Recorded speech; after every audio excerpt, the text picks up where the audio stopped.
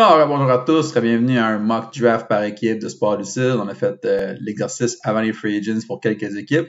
Beaucoup de mouvements dans les agents libres, comme toujours, donc on a pris un petit break. On vient avec les Buccaneers de Tampa Bay pour 5 rondes, donc nouvelle équipe de Tom Brady. On veut voir comment ça pourrait s'améliorer. Donc encore une fois, j'explique mes picks, on va voir qu'est-ce qui tombe. Je regarde tout de suite le tool de Draft Network est un peu bizarre des fois. Là, il l'a pas fait. Des fois, Tua et Joe Burrow tombent à des places vraiment pas normales. Là. Je pense qu'ils ont peut-être des petits problèmes avec leur classement, avec les needs des équipes. Pour l'instant, ça va pas pire.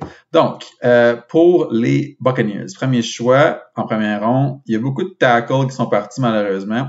Un peu pas pour nous autres. Ça m'aurait vraiment pris un tackle. Là, il faudrait y aller avec Mekhi Becton. Je pense quand même que je vais y aller avec Mekhi Becton, même si c'est un petit peu un reach pour moi. Je sais qu'il sort super tôt dans plein de drafts. Il y en a qui le mettent numéro 4 aux Giants. Personnellement, je n'irais pas avec un aussi gros gamble. Mais je pense que les Bucks peuvent vraiment bénéficier d'une O-line avec plus de profondeur, plus de compétition. Les starters, présentement, c'est pas super. Donc, on va y aller avec Mekhi Becton pour protéger Tom Brady et aider le jeu au sol. Éventuellement, j'aimerais ça aller avec un running back pour améliorer le jeu au sol. Ou un auto-line, possiblement, si la valeur le justifie. Tout ce qui peut aider Tom Brady à être le plus protégé, je pense que cette équipe-là va être améliorée à cause de ça. Poste de receveur, j'y toucherais peut-être en 3e ronde, mais pas pour l'instant. Je pense qu'il y a de la valeur à aller ailleurs. Parlant de running back, c'est ce qu'on voit plusieurs fois, on dirait une espèce de run incroyable. Il n'y a aucun running back qui a été pris, je pense. Donc, on aurait vraiment le choix de ce qu'on veut. Mon top 5 est là. Vu que je vois ça, je m'attends à ce qu'il en reste un en 3e ronde. Donc, j'en prendrai pas un ici nécessairement. Je pense que j'irais... Les Bucks jouent une 3-4. Ouais, les Bucks jouent une 3-4. Puis même si c'est pas un pick qui est vraiment sexy, je pense que c'est un gars qui peut vraiment les aider. C'est Raekwon Davis de Alabama, qui est pas un pass rusher, mais je pense pas que c'est nécessairement un need. Ils ont Shaq Barrett. Je pense que ça leur prend un interior D-line qui va vraiment fitter avec le 3-4, ce qui est vraiment le cas de Raekwon Davis. Puis je vais aller pour mon running back probablement en 3e ronde. On va voir.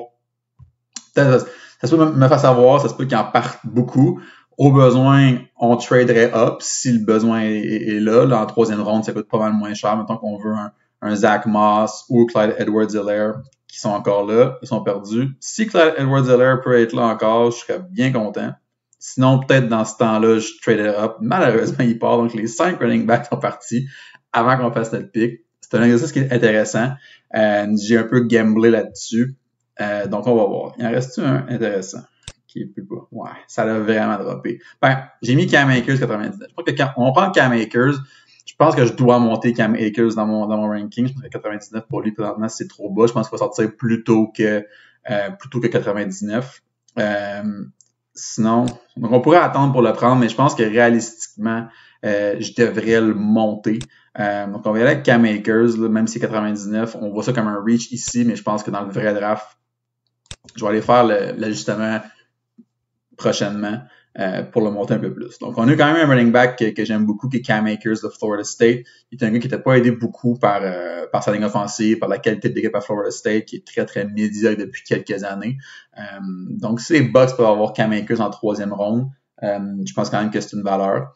Donc, on aurait pu prendre un Jonathan Taylor, un J.K. Dobbins en 2e ronde, mais on l'a pas eu. C'est la vie, on va vivre avec.